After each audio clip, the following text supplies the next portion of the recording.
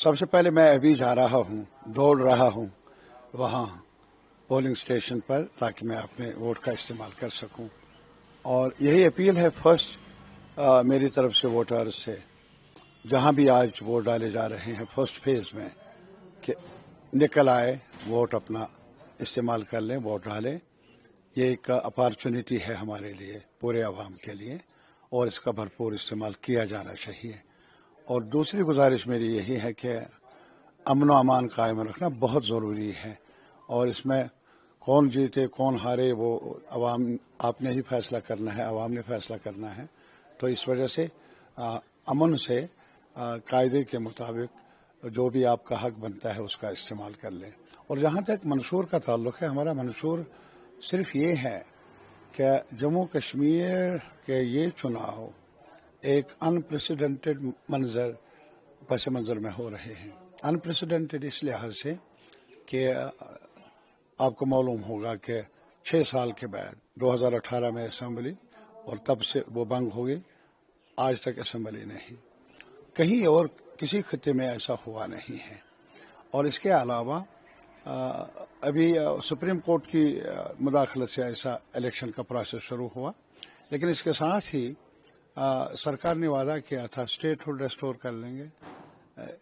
وہ جو ہماری مانگ رہی ہے کہ جو چھینا گیا وہ تو دے دو، ہم اور کچھ نہیں مانگتے۔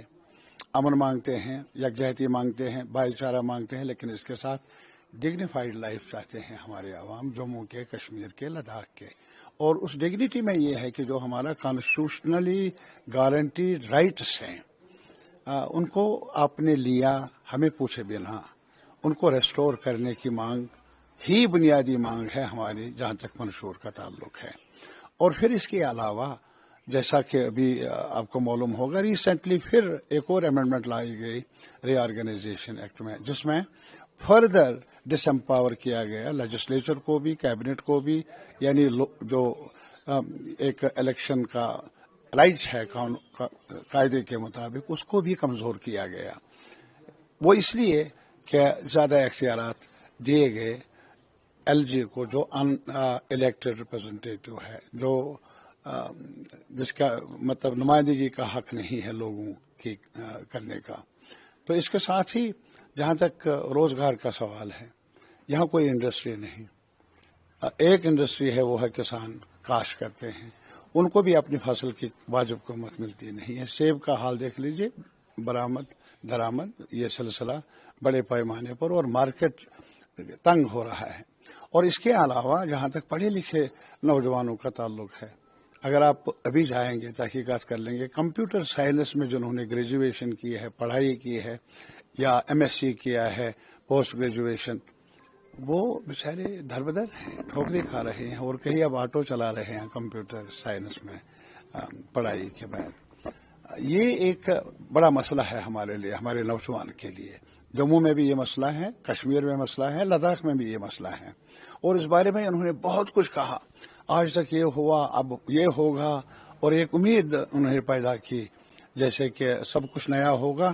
سب کچھ نیا ہوا، وہ ہمارے حقوق کو کم کیا گیا۔ وہ سب سے نیا یہ ہوا کہ لوگوں کو خاموش کرانے میں ہر تدبیر کو آزمایا گیا، لیکن لوگوں کو با اختیار بنانا، یا لوگوں کے جو روزمرہ زندگی میں بہتری لانے کا جو ان کا دعویٰ ہے، زمینی حقائق بتا رہے ہیں کہ وہ صحیح نہیں ہے۔ جیسے فاروق صاحب کہہ رہے ہیں، یا باقی لیڈران کہہ رہے ہیں کہ پاکستان سے بات چیت ہونی چاہیے۔ نہیں، لازماً میں کہتا ہوں وہ ایک حصہ ہے۔ وہ کیوں؟ ہمارا ہمسایہ ہے، اور اس سے پہلے بھی بات چیت ہوئی ہے۔ اس سے پہلے بھی میں یاد دلانا چاہوں گا آپ کو کہ پرائم منسٹر ہمارے وہ ویڈنگ سیریمنی میں گئے تھے پاکستان، تو ایک جو ان کا دوست رہا ہے، شاید وہ آج ان کی ہی پارٹی حکومت کر رہی ہے۔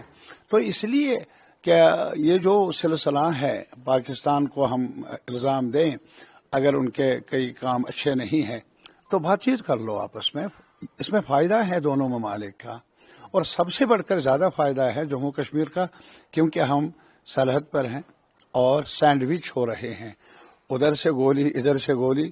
ہمارے کسان جو بارڈر کے نزدیک ہیں، پوچھ لیجئے، یہ جو ہمارا کٹھوا ہے، سامبا ہے، اور جگہیں ہیں، کافی سفر کر رہے ہیں، اور اس وجہ سے اگر لازمی یہ ہے کہ ہم سب کے لیے کہ امن قائم کرنے کے لیے دو باتوں کا ہونا ضروری ہے. ایک، لوگوں کو اعتماد میں لیا جائے.